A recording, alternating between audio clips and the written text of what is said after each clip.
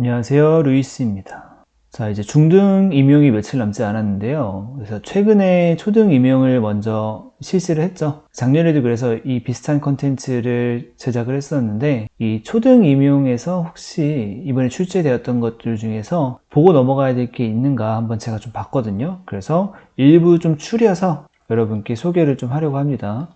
자, 처음으로는 미래교육과 그린 스마트 스쿨의 키워드로 출제가 되었는데요. 우선 경기도에서는 교육감 신년사를 제시를 하고 미래교육에 필요한 교사의 역량 그리고 노력할 것을 물어봤고요. 그리고 휴먼 디지털 교육에 필요한 교사의 전문성 신장 방안이 인천에서 출제가 되었습니다. 그래서 이거 두 개 다 이제 미래교육과 관련된 건데, 미래교육이라는 게 미래를 위한 교육이잖아요. 그래서 미래 사회에 이제 학생들이 잘 살아갈 수 있게 이제 학교에서 교육을 해야 되는 건데, 그렇다면 미래 사회에서 무엇이 필요하느냐, 이게 바로 핵심이잖아요.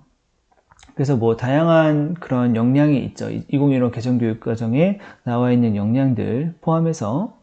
그래서 우리가 보통 많이 얘기하는 게 이제 미래교육은 이제 4차 산업혁명, 그래서 이제 기술 발달이 많이 이루어지죠. 그렇기 때문에 이 교육감 신년사의 뭐 메타버스도 이제 언급이 되고요. 기술 발전에 의해서 이제 모든 그런 교육 방향이나 아니면 학습 방향 이런 것들이 달라질 수가 있다. 그래서 그거에 맞는 역량이 필요하겠죠. 기술 발전에 의한. 근데 이게 꼭 미래교육이라고 기술 발전 쪽만 초점이 맞춰져 있는 건 아니고, 이제 개인과 개인 간의 벽이 허물어지겠죠. 점점 세계가 서로서로 연결이 되겠죠. 그래서 개인과 개인 또는 국가와 국가 간에 있던 벽이 허물어지고 서로 이제 연결이 되겠죠. 그래서 같이 살아갈 수밖에 없는 그런 세상이 점점 더 이제 열리게 되는 건데, 그렇기 때문에 아무래도 좀 더불어 살아가는 그런 능력이 필요하고요. 그리고 이제 세상이 또 급변하기 때문에 스스로 이제 자신의 진로나 자신의 그런 문제를 해결해 나갈 수 있는 그런 측면들도 있겠고요. 그래서 이러한 역량들이 이제 학생들에게 필요하다. 그래서 이런 식으로 혹시 미래 교육에 필요한 교사의 역량, 이런 식으로 좀 추상적으로 좀 넓은 범위에서 출제가 된다면, 여러분은 이런 기술적인 측면, 그리고 더불어 살아가야 되는 그런 측면, 이것을 좀 나누어 가지고 여러분이 제시를 하면 좀 더 좋을 것 같아요.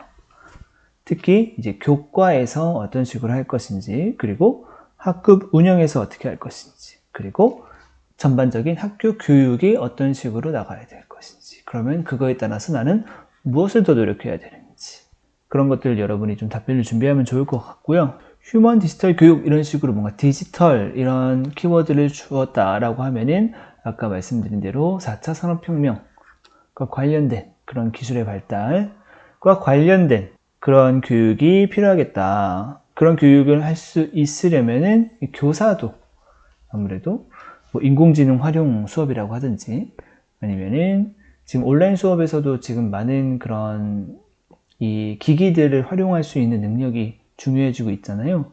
그래서 그런 거에 대한 전문성을 신장한다고 하든지, 아니면은 이 꼭 그 디지털 관련 4차 산업혁명이라고 해서 무조건 뭐 기술의 발전을 활용한 수업, 그러한 교육이 그것만 강조가 되는 게 아니고요. 아무래도 이 정보를 활용하는 데 있어서 인터넷, 온라인, 가상세계의 그런 활동을 하면서 또 필요한 그런 윤리적인 측면도 있겠죠. 아니면은 좀 비판의식 같은 거, 예를 들어서 미디어 리터러시 있죠. 미디어 리터러시 교육도 같이 언급을 할 수 있을 것 같아요. 그러니까 미디어 속에서, 인터넷 속에서 아무래도 거짓 정보도 많고, 그런 가운데 수많은 정보 중에서 내가 얼마나 비판의식을 가지고 비판적인 사고로 올바른 지식을 가려낼 수 있는가, 그리고 나의 의견을 충분하게 표현할 수 있는가, 그런 미디어 리터러시 교육도 같이 가져가야 된다는 것. 그래서 이런 것들을 포함한 답변들을 여러분 교과에 맞춰서 준비를 하면 좋을 것 같습니다. 자, 그리고 이제 그린 스마트 스쿨이 그래도 미래교육과 관련된 건데, 그린 스마트 스쿨의 스마트가 아까 얘기한 그런 디지털 기술 발전이랑 관련된 교육이잖아요. 그런데 여기서 이제 또 중요하게 여겨지는 게 공간 혁신이죠. 공간혁신은 학교의 공간을 바꾸는 건데, 예를 들어서 우리가 흔히 얘기하는 그런 학교의 모습은 그냥 교실들이 이렇게 쭉 있고 복도 있고 뭐 이런 거잖아요. 그냥 급식실 있고. 그렇지만 요즘에 이제 어떤 움직임이 많냐면은 이런 막 공용 공간들 있죠. 이제 학생 수가 줄니까 빈 교실이 생길 수도 있고, 아니면 복도 한쪽에 뭐 빈 공간이 있을 수도 있고, 이제 그런 공간을 활용을 하자는 거죠. 이제 학생들이 뭔가 좀 더 의미 있는 활동을 할 수 있는 공간으로 활용을 하겠다. 근데 이 활용하는 공간이 그냥 기존에 있는 교실처럼 이제 꾸미는 게 아니고 보통 광장형 공간이 필요하다. 뭐 이런 식으로 해서 이게 왜 필요하냐라는 거죠. 이거는 근데 또 우리가 고교학점제 있죠? 중등에서도 이제 고교학점제랑 연결이 될 수가 있어요. 이 고교학점제를 하다 보면은 이제 과목도 많아지고요. 그리고 좀 더 다양한 교육을 하고 이제 학생의 선택에 의해서 학생의 진로에 맞춘 그런 수업도 많이 하게 되는데, 그러려다 보면 이제 공간이 또 필요하겠죠.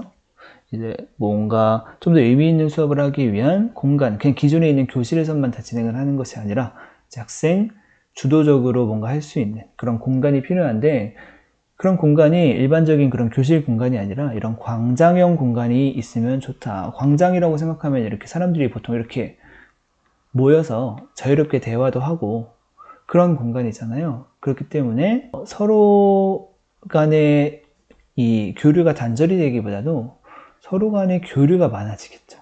광장형은 서로 간에 소통이 많아지고 교류가 많아지고 정보도 나눌 수 있고, 그렇기 때문에 필요한 이유라고 한다면 이제 서로 간의 이런 소통. 근데 그게 왜 필요하냐 먼저 얘기를 하자면 아까 이야기했던 미래 교육에 필요한 역량이죠. 미래 사회에 필요한 것은 이제 개인과 개인 간이 살 수가 없다. 이제 개인과 개인이 분리되어서 사는 게 아니고 다 같이 이제 살아가야 되고, 개인과 개인 간의 벽, 국가와 국가 간의 벽이 허물어져서 이제 다 같이 살아가야 되는 그런 미래 사회에서 더불어 살아가는 능력, 그리고 서로 의사소통할 수 있는 능력, 그런 것들이 굉장히 중요한 거죠. 그렇기 때문에 그런 역량을 키울 수 있는 공간이 필요한 거죠. 그 공간으로 가장 좋은 공간은 광장형 공간, 서로 간에 오픈되어 있고 벽을 허물고 서로 공유하고 소통할 수 있고 더불어 살아가는 그런 공간이 필요하다. 그런 식으로 이유를 여러분이 하나 정도 만들어 놓으면 좋을 것 같고요. 활용 방안은 그래서 이런 공간이 생겼을 때 어떤 프로그램을 하면 좋겠냐, 구체적인 예시를 여러분이 좀 마련을 해놓으면 좋을 것 같아요. 그래서 이제 교과 관련된 활동을 내가 한다면 이렇게 오픈된 공간에서 어떤 활동을 하고 싶은지, 그래서 교과 관련 활용 방안을 하나 마련해 놓으면 좋을 것 같고요. 이제 교과 외의 활동도 하나 마련해 놓으면 좋을 것 같습니다. 그냥 뭐 동아리 활동이나 아니면은 그냥 일반적인 학교 프로그램들 있잖아요. 학급 활동도 괜찮네요. 학급 3개 정도 여러분은 준비해 놓으세요. 교과 활동, 학급 활동, 그리고 그 학급 외에 그냥 학교 프로그램 있죠. 학교 프로그램 하나하나 마련해 놓으면은 이거는 그냥 이 공간 혁신을 물어본 문제가 아니더라도 이제 이거를 이제 서론으로 얘기를 하는 거죠. 이제 이러이러한 역량이 필요하기 때문에 이제 광장형 이런 공간을 마련할 수가 있다. 이제 그런 공간에서 이런 활동을 할 수 있다라는 그런 답변을 다른 질문에서도 활용할 수 있게 될 것입니다.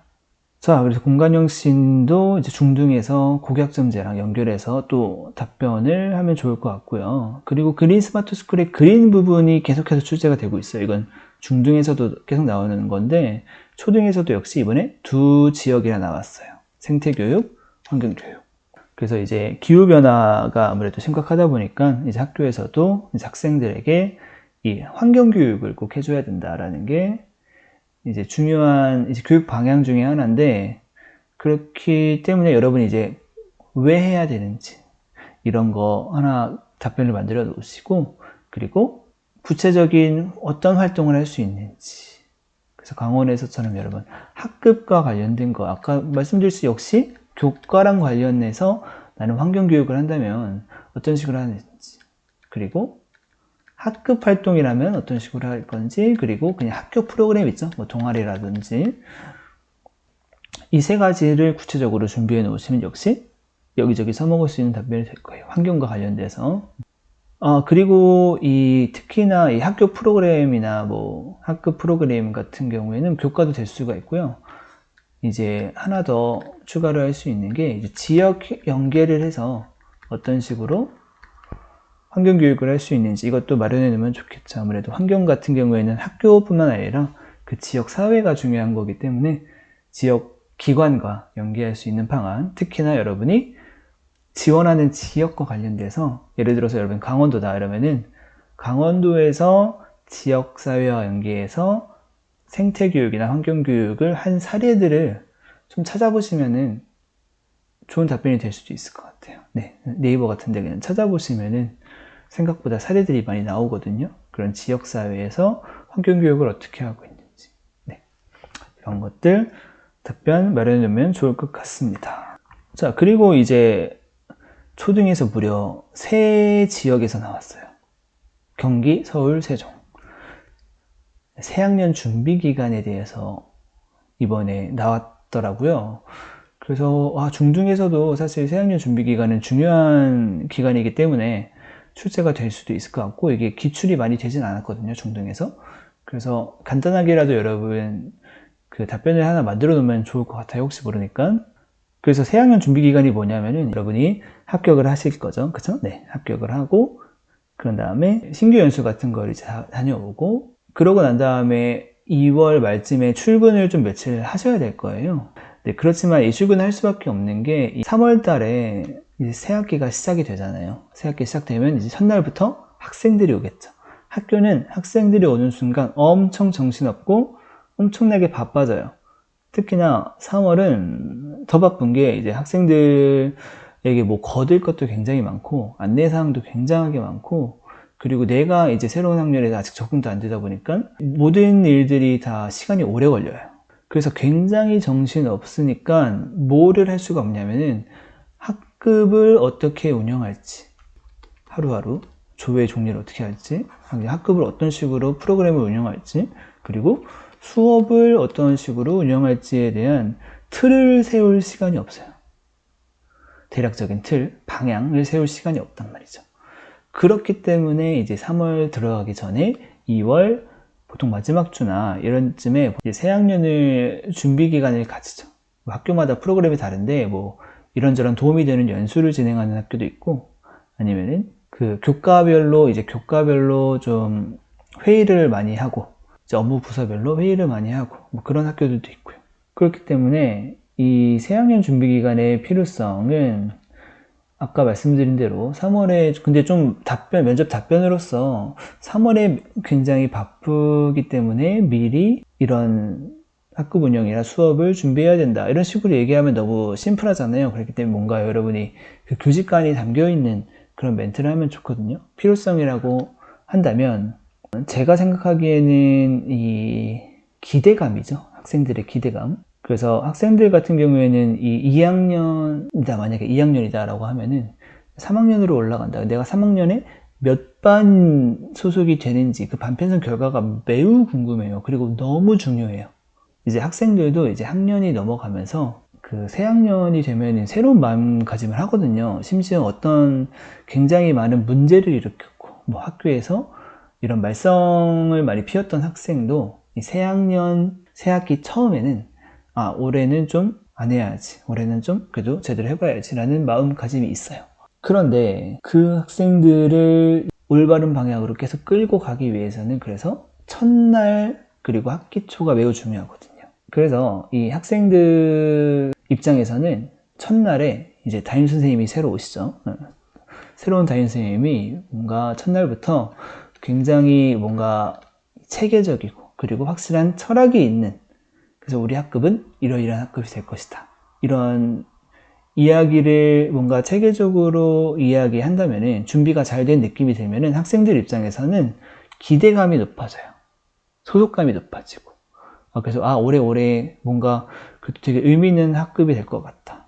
담임선생님을 뭔가 잘 만난 것 같다. 이런 기대감 속에서 학교 생활을 시작하게 되거든요.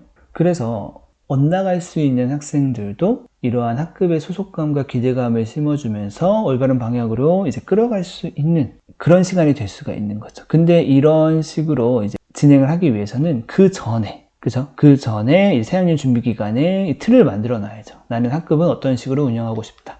그래서 방향이나 뭐 철학 같은 거죠. 철학.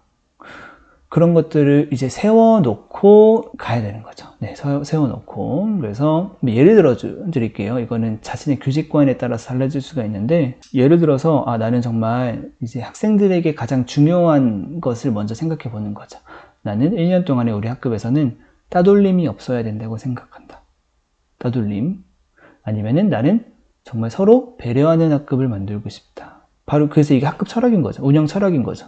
정말 배려하는 학급. 따돌림이 없는 학급. 또는 수업에서도 그럴 수가 있죠. 나는 이번 1년 동안에 이제 학생들이 이것만큼은 잘 알았으면 좋겠다.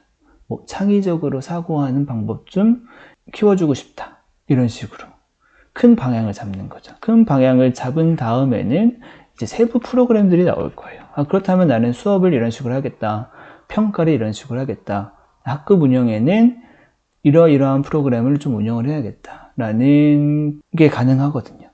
그래서 이러한 필요성을 이런 식으로 여러분이 얘기를 하고, 그리고 무엇을 할 것인가, 이거는 여러분이 구체적인 프로그램을 몇 가지 좀 생각을 해 놓으시면 좋을 것 같죠. 보통 많이 하는 게 이제 뭐 학급 규칙 세우기나 아니면은 이런 거, 학급 철학을 공유하는 것도 되겠죠. 학급 철학은 나는 이러이러한 우리는 배려하는 학급이 되었으면 좋겠다. 라고 하고, 교사의 약속을 얘기할 수도 있어요. 나는 정말 너희들이, 이건 제가 자주 하는 말인데, 작년에 어떠한 행동을 했는지 나는 모르고 어떠한 학교 생활을 했는지 모른다. 그래서 너희에 대한 나는 선입견, 편견 같은 것이 전혀 없는 상황이기 때문에 너희들을 차별 없이 대하겠다 라는 그런 저의 약속을 하는 편이거든요. 그래서 교사가 먼저 약속을 해야죠. 교사가 먼저 나는 이러이러한 식으로 노력을 하겠다. 그런 다음에 이제 학생의 약속, 학생에게 바라는 점을 이야기할 수 있는 거죠. 그래서 뭐 이런 구체적인 예시들을 좀 생각을 해보시면 좋을 것 같습니다. 네, 좀 길어지고 있는데 나머지는 좀 빨리 하면요. 초등에서 온라인 수업이 아직 출제가 되었어요. 온라인 수업에 관련된 내용. 이건 중등에서도 많이 나왔던 내용들이기 때문에 여러분이 어떻게 보면 익숙하실 수도 있어요. 이번에 좀 대면 수업으로 전환되지 않을까라고 해서 온라인 수업에 대한 문제가 안 나오겠지라고 생각하시는 분들이 계신다면 그래도 답변을 좀 마련을 해놔야 된다. 온라인 수업에서 어떤 식으로 좀 상호작용을 늘리고. 그리고 이런 문제도 나왔죠. 온라인 수업 자료를 만드는 게 너무 어려운 거죠. 동료 교사도 바쁘고. 이거 어떻게 해결하느냐. 이런 것도 여러분이 좀 생각을 해놓으시면 좋을 것 같고요.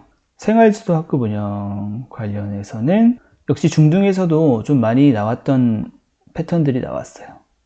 다문화는 계속 나왔던 주제고요. 그리고 학생의 이런 언어 행동 지도하는 것들. 좀 특이한 게 있다면은 이거죠.